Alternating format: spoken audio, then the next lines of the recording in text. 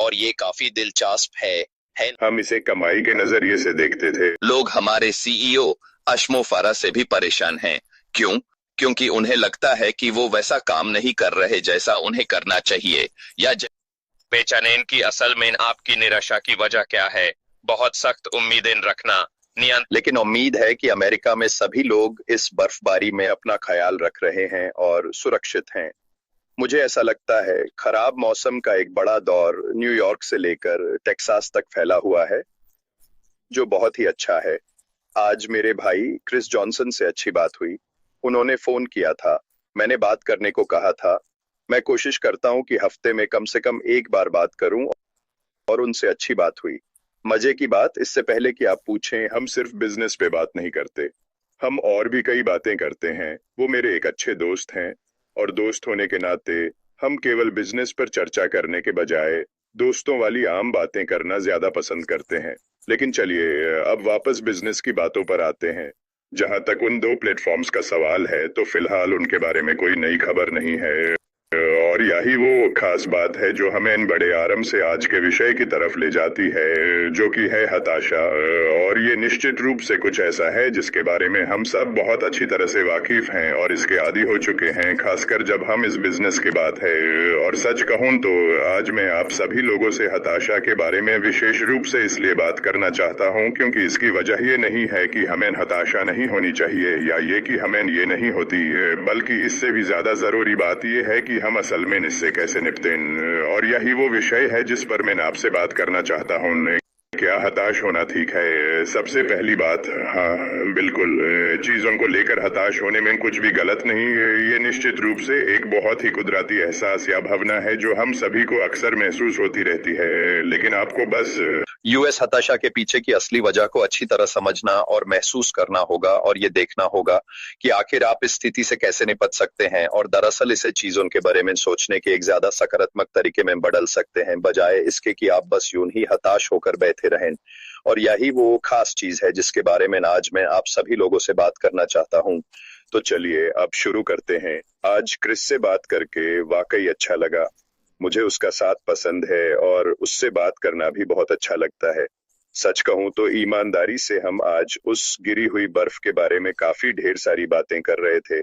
और मैं ये कहने वाला हूं क्योंकि आगे बढ़ने से पहले हमारी बात का एक विषय ये था कि हम दोनों इस बारे में बात कर रहे थे कि कैसे बहुत पहले पुराने दिनों में जब भी कभी बर्फबारी हुआ करती थी, उस समय जैसे मैं और क्रिस छोटे बच्चे हुआ करते थे, तो हमें वो बर्फ बहुत ज्यादा पसंद थी। जानते हैं क्यों? क्योंकि हम इसे सिर्फ बाहर जाकर खेलने और स्लेजिंग वगैरह करने के लिए नहीं देखते थे, हम इसे कमाई के नजरिए से देखते थे। बहुतों के लिए ये चिट जरूर हो सकती है, पर असल में ये हावी हो जाने का एक बहुत बड़ा एहसास है।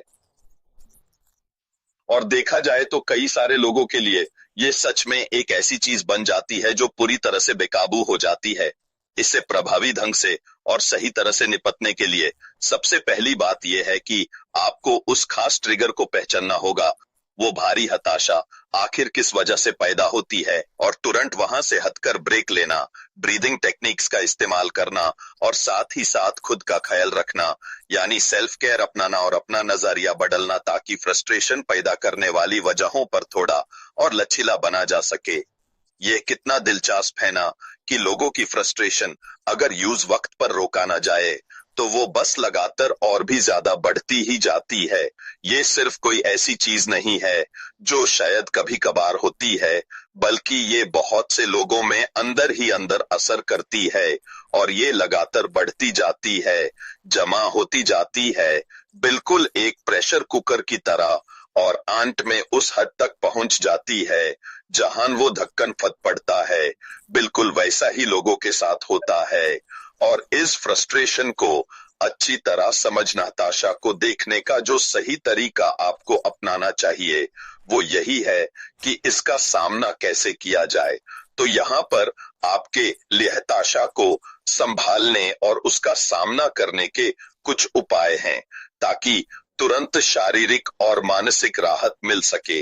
इसमें सबसे पहला तरीका है गहरी सांस लेना और अपने प्रति सचेत यानी माइंडफुल रहना। थोड़ा रुकें, गहरी सांस लें या बिना जज किए मन शांत करने का प्रयास करें। हताशा का सबसे बड़ा और मुख्य कारण यही है कि आखिर लोग दूसरे लोगों को किस तरह से जज करते हैं। क्यों? क्योंकि हम सब एक जैसे नहीं हैं और यही सबसे अहम बात है। मैं किसी चीज को कैसे संभालता हूं, जरूरी नहीं कि कोई और भी वैसे ही संभाले। और एक इंसान को दूसरे के प्रति जो हताशा महसूस होती है, वो उस हताशा के प्रति बस उनकी एक प्रतिक्रिया होती है।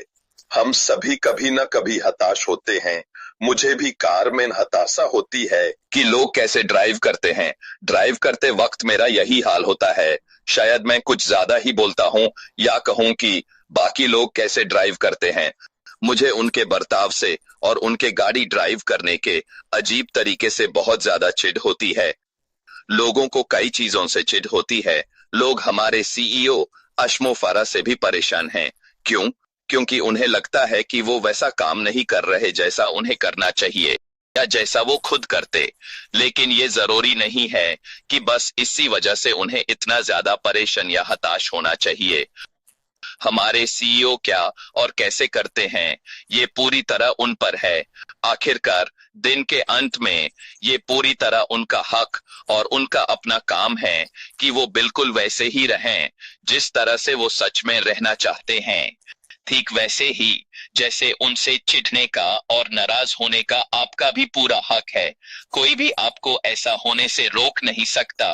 पर मैं यहाँ कहूंगा, अपने लिए इस गुस्से को थोड़ा कम कीजिए और शांत हो जाइए, क्योंकि सच में यूं चिढ़ना आपके लिए बिल्कुल। मैं शायद अपने ख्यालों में कहीं दूर खो जाता हूँ, अलग अलग जगहों पर भटकता हूँ, क्योंकि मुझे इन चीजों में पूरी तरह से शामिल होना बेहद पसंद है। इन सीरीज में मैं इन्हें लगातार देखता हूँ, देर रात तक जागता हूँ बस इन्हें देखने के लिए।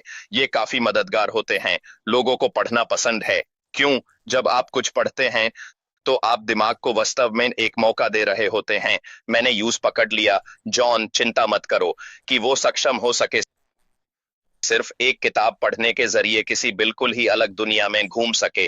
ये सारी की सारी चीजें उस फ्रस्ट्रेशन के साथ निपटने में काफी मदद करती हैं, खासकर फ्रस्ट्रेशन में। ये उन सभी चीजों से आपका ध्यान हटाने में काफी मदद करता है जो आपको लगातार परेशान कर रही हैं। और इसके साथ ही एनर्जी भी, उस दाबी हुई एनर्जी को बाहर निकालना, क्रिएटिव तरीकों से एनर्जी यूज करना, जैसे लिखना, पेंटिंग, या जरूरी हो तो सुरक्षित शारीरिक रिलीज, किसी जंगल में चले जाना, जोर जोर से चिल्लाना, या गुस्से में कुछ उठाकर फेंक देना। ये सब तरह की चीजें अंदर से फ्रस्ट्रेशन को बाहर निकालने में मदद करती हैं। ये वो सारी चीजें हैं जो आपकी फ्रस्ट्रेशन और परेशानियों में आगे चलकर आपकी मदद करेंगी। मैं ये नहीं कह रहा कि आप उस स्थिति तक पहुंच जाएंगे, लेकिन अगर कभी ऐसी नौबत आ भी जाए तो ये एक ऐसी चीज है जो आप उस वक्त कर सकते हैं। इससे आपको काफी बेहतर महसूस होगा। तो कुछ मानसिक और लंबे समय की रणनीतियां भी हैं जिन्हें आप किसी भी तरह की निराशा में मदद के लिए अपना सकते हैं। ट्रिगर्स को पहचानें और स्वीकार करें। इसका मतलब है खुद को जानना। बेचैनी की असल में आपकी निराशा की वजह क्या है? बहुत सख्त उम्मीदें रखना, नियंत्रण की कमी होना, ये सब आपके ट्रिगर्स का ही एक हिस्सा है। और इस बात को स्वीकार करें कि वो एक वैलिड ट्रिगर है, बस कोई आती जाती अस्थायी भावना नहीं। और खुद को उस माहौल से हटाकर आप इसे कहीं बेहतर तरीके से संभाल पाएंगे। इसके साथ ही उन उम्मीदों में भी थोड़ा बदलाव लाएं जो शायद आपने रखी हों। अगर आपकी उम्मीद किसी एक खास तरह की चीज या किसी निश्चित समय सीमा को लेकर है, चाहे वो जो कुछ भी क्यों ना हो, तो उस उम्मीद को पूरी तरह बदल दें, ताकि आप सोचिए भला क्या तब बिल्कुल भी निराश और परेशान ना हो जब वो चीज आखिर में पूरी ना हो, खासकर तब जबकि स्थिति ऐसी हो कि आप पूरी तरह मानते हैं कि यूज होना चाहिए। क्रिस ने अभी यहाँ चैट में लिखा है कि वो अपनी हताशा को कम और शांत करने के लिए प्रार्थना का सहारा लेते हैं ताकि वो बेहतर महसूस करें। वो सचमुच में प्रार्थना करके अपनी सारी हताशा को दूर कर देते हैं। मैं फिर से यही कहूंगा, ये वाकई कितनी शानदार चीज है करने के लिए, अगर यही आपका काम करने का तरीका है और अगर आपकी मानसिक क्षमता ऐसी है कि आप दिल से प्रार्थना कर पाते हैं, क्योंकि इससे आपको मानसिक तौर पर यहाँ ऊपर दिमाग में काफी मदद मिलती है। मैंने अक्सर कहा है कि मैं धार्मिक व्यक्ति नहीं हूँ, कभी कभी मैं सच में चाहता हूं कि काश मैं होता, क्योंकि बात करने के लिए किसी तीसरे पक्ष का होना, ये थोड़ा वैसा ही है जैसे जब आप बच्चे थे, हम भगवान को एक उम्मीद की तरह मानते थे, या फिर जैसे कोई बच्चा अपने खिलौने से बातें कर रहा हो, या चाहे वो जो कुछ भी हो, आप किसी तीसरे व्यक्ति से बात कर रहे होते हैं। इस बात से कोई फर्क नहीं पड़ता कि वो क्या है या क्या नहीं है, लेकिन ये बोझ उतारने और मन हल्का करने में आपकी मदद करता है, और आप किसी से, सोचिए क्या, अपनी उन सारी हताशाओं के बारे में बात कर सकते हैं। और ये काफी दिलचस्प है ना, कि शायद यही उन कारणों में से एक है कि मुझे लगता है कि मैं कुछ हद तक उन लोगों से ईर्ष्या करता हूं जो धार्मिक होते हैं, क्योंकि वे लोग खुद को सबसे अलग ले जा सकते हैं और प्रार्थना कर सकते हैं ताकि वे इस चीज को करने के लिए सक्षम हो सकें। ये मेरे लिए तो नहीं है, और मेरे अपने अलग कारण हैं, लेकिन सुनिए, मुझे लगता है कि अगर ये चीज आपकी मानसिक स्थिति में मदद करती है, तो ये वही है। आप एक निष्ठावान साथी पर भरोसा कर सकते हैं जो आपको कभी निराश नहीं करेगा। तो उस अटूट विश्वसनीयता को बनाने के लिए लगातार और भरोसेमंद कार्यों के साथ साथ एक बहुत ही सक्रिय और मजबूत मानसिकता की सख्त जरूरत होती है। मैं फिर से कहूंगा, इस समय उस मजबूत सोच की सच में काफी कमी है, क्योंकि मैं अभी बहुत सारे, जी हां, बहुत से लोगों को देख रहा हूं जो अभी उस मजबूती से चूक जाते हैं जो सफल होने के लिए जरूरी है। ये वास्तव में वो चीज है जिसे आपको संवारना चाहिए और भी ज्यादा बढ़ाना चाहिए। वो मजबूती, वो सुरक्षा दीवार बनाना, बेकार के शोर को अनसुना करना और अपने उन लक्ष्यों पर पूरे दिल से अपना ध्यान लगाना जिन्हें आप पाने की असल कोशिश कर रहे हैं। वो लोग जो ऐसा कर पाते हैं, जिनमें वो मजबूत सहन शक्ति है और जिनके पास वो भरोसा है, वही वो हैं जो लंबे समय में सफल होंगे। क्यों? क्योंकि उनमें कभी भी हार न मानने का एक जज्बा है, उनमें उस पर डटे रहने का रवैया है, न कि बीच में ही मैदान छोड़कर भागने की या यहां वहां भटकने और कुछ आसान ढूंढने की। और सच तो ये है कि यही असली निष्कर्ष है। लोग आजकल आसान पैसा ढूंढ रहे हैं, लेकिन किसी काम पर न टिकने और उसे छोड़ने की यह कोई सही वजह नहीं है। आपको वास्तव में वो भरोसेमंद इंसान बनना होगा, वो सहन शक्ति रखनी होगी और काम पूरा करना होगा। क्यों? क्योंकि इसका फल 10 गुना मिलेगा। ये इन मुख्य स्तंभों पर बना है: विश्वसनीयता, सहानुभूति, प्रामाणिकता और जिम्मेदारी, जो गहरा विश्वास और लंबी सफलता लाते हैं। मैं इसे आपके लिए एक बार और पढ़ूंगा। यह उन 4 बहुत ही महत्वपूर्ण और मुख्य स्तंभों के माध्यम से स्थापित हुआ है: विश्वसनीयता, सहानुभूति, प्रामाणिकता और जिम्मेदारी। ये वो हैं जो गहरा विश्वास और लंबी सफलता लाते हैं। क्या हमने इन 4 स्तंभों के बारे में पहले सुना है? क्या किसी से सुना है कि आखिर ये स्तंभ वास्तव में कितने जरूरी हैं? यहाँ ये फिर से एक बिल्कुल अलग संदर्भ में सामने आए हैं, पर फिर भी ये उनसे मेल खाते हैं जो हमारे सीईओ के साथ हैं और जो वो करना चाह रहे हैं। ये मनगढ़ंत बातें नहीं हैं, ये वो चीजें हैं जो अच्छी तरह साबित हो चुकी हैं। और अगर आप वास्तव में खुद भी सफल होना चाहते हैं, तो आपको इन स्तंभों को और इनके मतलब को पूरी तरह अपनाना चाहिए। एक बार फिर, विश्वसनीयता, सहानुभूति, प्रामाणिकता। क्यों? क्योंकि ये एक बेहतरीन मौका है ना, कि हम बाहर जाकर लोगों के घरों का दरवाजा खटखटाएं और उनसे ये सवाल पूछें कि क्या मैं कुछ पैसों के लिए आपका आंगन साफ कर दूं। हम इस पर बात कर रहे थे क्योंकि क्रिस ने कल एक वीडियो पोस्ट किया था, है ना, उस बच्चे पर जिसने उसका दरवाजा खटखटाया था, उसके घर का वो आंगन पूरी तरह से साफ करने के लिए। और हम लोग बस उसी चीज के बारे में बात कर रहे थे। पर मुझे पता है कि क्रिस को मेरा ये बात कहना बिल्कुल भी बुरा नहीं लगेगा, लेकिन उस आदमी ने जाहिर तौर पर उसके उस यार्ड की सफाई करने के लिए उसे एक निश्चित रकम या कुछ पैसे मांगे। लेकिन क्रिस तो आखिर क्रिस है, उसने काम के लिए शुक्रिया के तौर पर उस आदमी को मांगी गई कीमत से दुगुना दिया। तो तुम्हें इसके लिए बधाई क्रिस जॉनसन। न सिर्फ यूज कुछ पैसे कमाने का वो मौका देने के लिए, बल्कि शुक्रिया के तौर पर उसके लिए अपनी इस तरह की दरियादिली दिखाने के लिए भी। तो क्रिस, ऐसा करना तुम्हारी बहुत बड़ी नेकदिली थी। तो खैर चलिए वापस हताशा के विषय पर आते हैं। ये अधूरी उम्मीदों, कई रुकावटों या तनाव की एक बहुत ही आम भावनात्मक प्रतिक्रिया है जो जाहिर है अक्सर गुस्से के रूप में सामने आती है। अच्छा नहीं है, खासकर उन चीजों को लेकर जो आपके बस में ही नहीं है। और एक तरीका है गहरी सांसें और माइंडफुलनेस का इस्तेमाल करके बिना जज किए शांत रहना।